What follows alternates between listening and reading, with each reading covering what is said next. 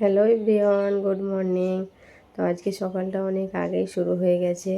তো সকাল সকাল এদিকে তো আবির স্কুল যাওয়ার জন্য রেডি হচ্ছে। চলো আবিরকে দেখাই। আবির এখানে মোজা পরছে, তা মোজা ভরার স্টাইলটাই দেখে না, উল্টোভাবে নিল যেরকমভাবে। আবির হাই, গুড মর্নিং। আবির রেডি হয়ে নিয়েছে, এবার আবির স্কুলে যাবে। আবির একটা গাড়ি এঁকেছে, এই গাড়িটা এঁকেছে এই খাতাতে, ওটা দেখেছে সেরকম সেম টু সেমই এঁকেছে, বা নামও লিখে দিয়েছে, গাড়ির নাম্বারও লেখা আছে। চলো যাওয়া যাক, আবিরকে একটু পার করে দেয়। তো আবির কিন্তু স্কুলে চলে গেল। তো এদিকে তো আমি বাজারে যাব, তার জন্য বেরোচ্ছি।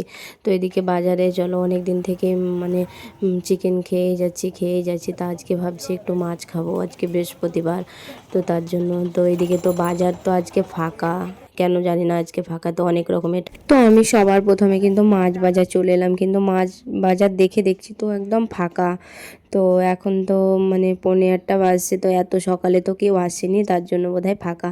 তাই এইখানে কিন্তু এক জায়গায় কিন্তু মাছ বিক্রি করছে, তাই এইখান থেকেই আমি মাছ নিয়ে নেবো। তা ও মাছগুলো তো নেবো না, তাই এটা আবার মানে পুরোটা তো নেবো না। তো পাশে একটা মেয়ে আছে, তা ও বলছে তুমি অর্ধেক নাও আমি অর্ধেক। তো তার জন্য ওটাকে ভালোভাবে সমানভাবে ভাগ করে একদম মানে ওজন করে দিচ্ছে, তো ভালোভাবে কেটে দিচ্ছে। তো এই কাকিদের বটিগুলো কিন্তু অনেক দাঁড়, তো মাছগুলো ভালোভাবে কাটা হয় খুব সহজেই। তা এগুলোকে কেটে ভালোভাবে পিস করে দিচ্ছে কাকি আমাদেরকে সমান সমান করে।